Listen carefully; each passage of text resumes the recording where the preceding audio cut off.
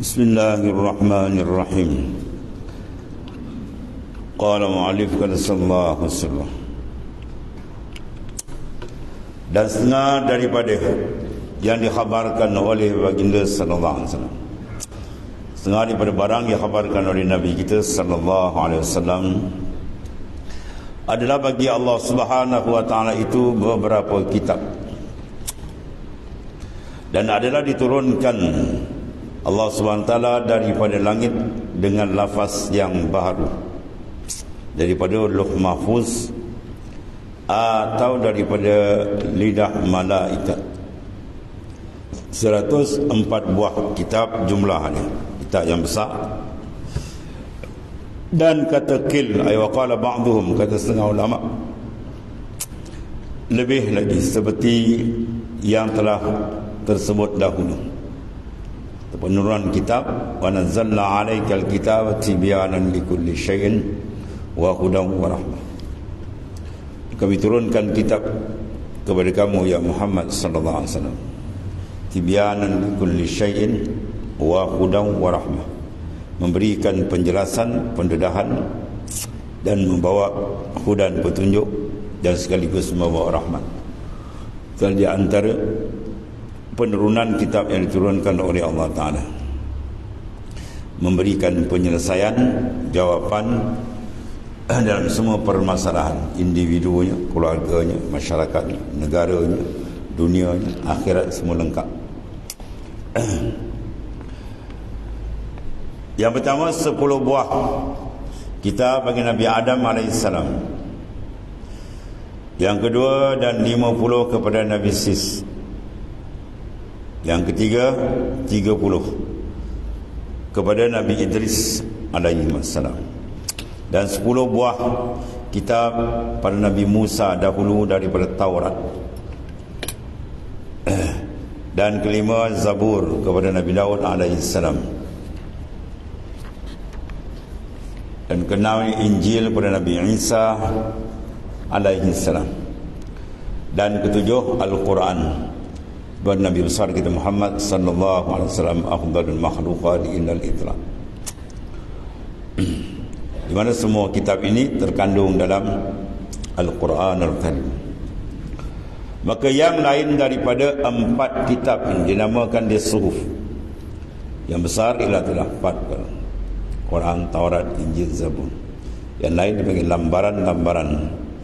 Dan Taurat itu dibaca dalam bahasa Ibrani, Zabur dalam bahasa Kipti, Injil dalam bahasa Syriani, dan Al-Quran dalam bahasa Arab. Dan semua bahasa ini dipanggil bahasa tahliliyah, ya, bukan bahasa tarkibiyah. Itu susunan kita keajaiban mana lapas-lapas daripada bahasa yang berbentuk tahliliyah. Dan yang berpegang kepada Taurat dinamakan gulungan-gulungan Yahudi. Dan yang berpegang dengan Injil dinamakan golongan Nasrani. Dan kedua dinamakan dia Ahlul Kitab, orang yang ada di tangan mereka kitab yang diturunkan oleh Allah Subhanahu wa taala pada Nabi Musa, Taurat, dan Nabi Isa, Injil alaihi salam. Dan yang berpegang dengan Injil dinamakan Nasrani, dan kedua dinamakan Ahlul Kitab. Dan yang berpegang dengan Zabur dan segala suku dinamakan dia ialah Subhah, yang mana ahli kitab itu. Dan yang berpegang dengan Quran dinamakan dia mukmin, lagi pula Muslim, mana yang beriman dan menyerahkan diri dia kepada Allah Subhanahu wa taala.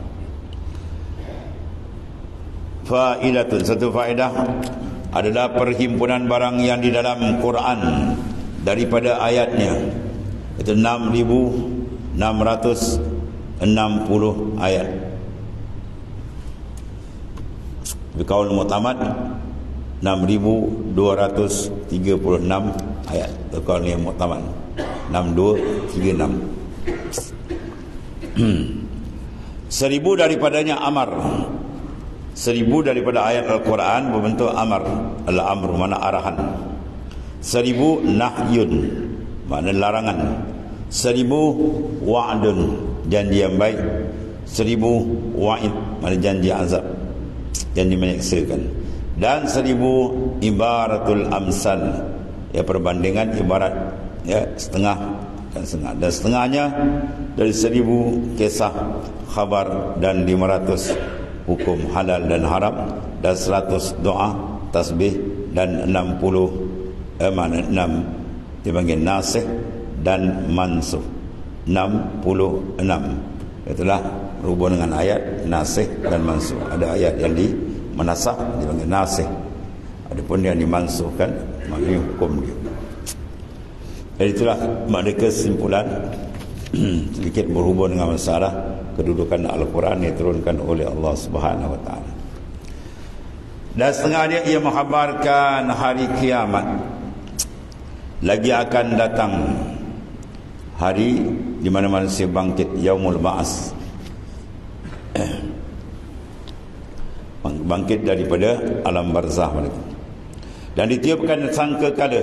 Itu seperti sangkakala, seperti tentuang, yang tanduk, rupanya seperti serunai, ya luas lubang itu seperti lintang 7 petala langit dan 7 petala bumi.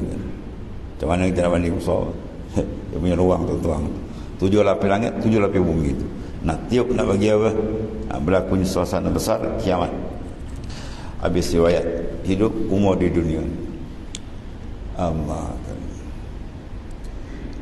Maka ditiupnya, maka terkejut segala mereka yang di dalam 7 petala langit dan 7 petala bumi. Maka mati sekaliannya, melainkan orang yang dikehendaki oleh Allah Subhanahu Wa Taala.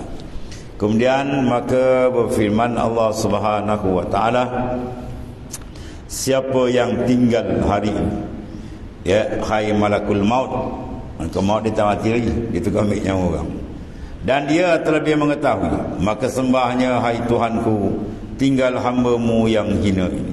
Maka firman-Nya, demi ketinggianku dan kebesaranku, nasaya aku rasakan di kau barang yang aku rasakan segala hamba. Ya, macam mana kau cabut nyawa orang, sekarang dia akan cabut atau tak cabut nyawa dia pula. Kemudian pergi olehmu antara syurga dan neraka, dan mati engkau di sana dengan izinku. Maka pergilah ia antara syurga dan neraka, maka berteriak akan satu teriak, jikalau mendengar akan dia isi 7 petala langit dan 7 petala bumi, nasaya mati terkejut. Ya, tempikan akhir malakul maut. Kalau dengar suara dia, tercabut nyawa. Maka berkatalah malikal maut, malik pula, malak baca, bukan malik. Kalau malik gajah, ya, malak baca, malak mana malaikat. Maka berkata malakul maut, demi kebesaran engkau, jikalau aku ketahui daripada mabuk mati ini, sakarat, ya sakaratul maut, barang yang ku ketahui sekarang. Dulu dia tarik yang orang kan, sekarang dia nak kena tarik pula. Tiada ku mengambil nyawa seorang mukmin. Kata malakul maut, kalau aku tahu macam ini seksa, rasa sakit sakaratul maut ni, aku tak ambil nyawa orang mukmin itu. Ya, itu maknanya ceritakan apa? Suasana perpisahan roh dari jasad ni amat hebat. Saat-saat yang sangat cemas. Saat itu pula datang ujian besar syaitannya untuk menggoda memesongkan akidah. Sebab itu banyak kita mengingati Allah Subhanahu Wa Taala. Siapa yang mengingati Tuhannya pada waktu dia senang, dia rehat, maka dia akan diberi bantuan waktu dia susah. Dan waktu susah inilah sakaratul maut. Yang sangat dahsyat, kita harapkan dapat bantuan pertolongan daripada Allah SWT supaya mati dalam keadaan iman. Kemudian maka firman-Nya, hai dunia, mana yang duduk padamu, dan di mana sungai kamu, dan di mana pohon kayu kamu, dan di mana yang meramaikan kamu, ya, dan mana raja-raja kamu, dan mana jababirah kamu, orang-orang besar atas dunia dulu, di mana gitu, ya, yang memakan rezekiku dan berbalik-balik di dalam nikmatku, yang mengambil kurnia Allah Ta'ala, yang mengguna pakai segala pemberian Tuhan, mana dia, dan menyembah akan yang lain daripada aku, mana dia. Yang mereka ni duduk menumpang muka bumi Tuhan, makan nikmat Tuhan, terima kurniaan Tuhan, tiba-tiba disembah selain daripada Allah Ta'ala. Mana dia melakukan satu jenayah, kes yang besar dengan Tuhan. Sebab disebut dalam hadis Nabi SAW, An-nas fi naba'in azim, akhluku wa arzuku wa nubadu ghairi. Manusia dalam jenayah yang kes yang besar dengan Allah Subhanahu wa Ta'ala. Akhluku, aku jadikan dia boleh menumpang sementara di bumi. Wa arzuk, dan aku beri rezeki akan dia. Tiba-tiba dia menyembah wa ya'budu ghairi, dia menyembah yang lain daripada aku. Ini satu jenayah paling besar, zalim yang paling besar, yang meletakkan penyembahan kepada yang bukan tempatnya. Penyembahan adalah khas diberikan kepada Allah Subhanahu wa Ta'ala, Tuhan yang layak sebenarnya disembah, sebab dia bersifat dengan ketuhanan. Adapun yang lain adalah makhluk, dia bukan Tuhan. Kemudian aku Tuhan yang bersifat dengan Jabbar. Limanil mulkul yaum, bagi siapa kerajaan pada hari ini? Dan suasana yang sangat dahsyat. Tuhan tanya, liman, bagi siapa? Al-mulk, kerajaan, raja pada hari ini. Maka tiada menjawab akan dia seorang pun dalam keadaan gerun. Kemudian maka menjawab bagi dirinya. Tuhan sendiri jawab, lillahil wahidil qahhar. Lillah, bagi Allah Ta'ala, Tuhan yang esa lagi qahhar, yang maha keras. Soalan tadi seorang pun tak jawab. Limanil mulkul yaum, bagi siapa kerajaan hari ini? Senyap habis tadi. Bagi Tuhan jawab sini, lillahil wahidil qahhar, bagi Allah yang tunggal, yang esa dan maha, maknanya kuasa, maha keras. Allah. Maka adalah antara dua nafhah, nafhatul ula dengan nafhatul saniyah, tiupan yang pertama dan yang kedua. Jarak dia ialah 40 tahun. Lama tu. Kalau tahun akhirat lagi lama. Satu hari akhirat 1000 tahun dunia. Kemudian diturunkan hujan. Diturunkan hujan air seperti mani lelaki daripada bawah arasy. Maka turun hujan daripada langit 40 hari, hingga adalah air itu di atas segala manusia kadar 12 hasta tenggelam. Kemudian menyuruh Allah SWT akan segala jasad tubuh, maka tumbuh ia seperti tumbuhnya kayu, hingga sempurnalah tubuh seperti dahulunya. Maka firman Allah SWT, hidupkan Jibril dan Israfil. Maka adalah Israfil dihidupkan dahulu daripada segala yang lain. Maka menyeru Allah SWT akan segala arwah. Maka didatangkan dengan dia arwah muslimin.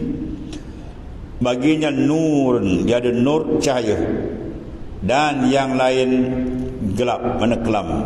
Orang kafir, orang munafik gelap. Orang mukmin dia ada nur masing-masing. Maka diambil akan dia oleh Allah Subhanahu wa Ta'ala. Maka dijatuhkan di dalam sur. Kemudian maka berfirman bagi Israfil, tiup dalam sangkakala itu, tiup. Maka ditiup akan tiup, dipanggil ba'as, dipanggil nafatul ba'as, mana tiupan untuk kebangkitan. Maka keluar segala arwah umpama lebah, yakni pada keluar daripada sur tadi. Dan kelakuannya tiada pada rupanya, kerana nyawa seorang itu seperti rupa tubuhnya. Jadi dia keluar tadi pada rupanya. Di sini pendapat Imam Malik mengatakan roh dengan jasad sama. Sebagaimana hadis sahih Isra wal Mi'raj, Rasulullah SAW merimamkan para arwahul anbiya, roh-roh pada anbiya. Maka roh dia rupa apa? Rupa dia lah. Tapi kalau mu'tamad, hakikat serah ke Tuhan. Yas'alunaka 'anir ruh qul ruh min amri rabbi. Mereka bertanya akan hakikat roh, ya Muhammad jawab, roh itu urusan Allah Ta'ala, sebab roh dia alam amar.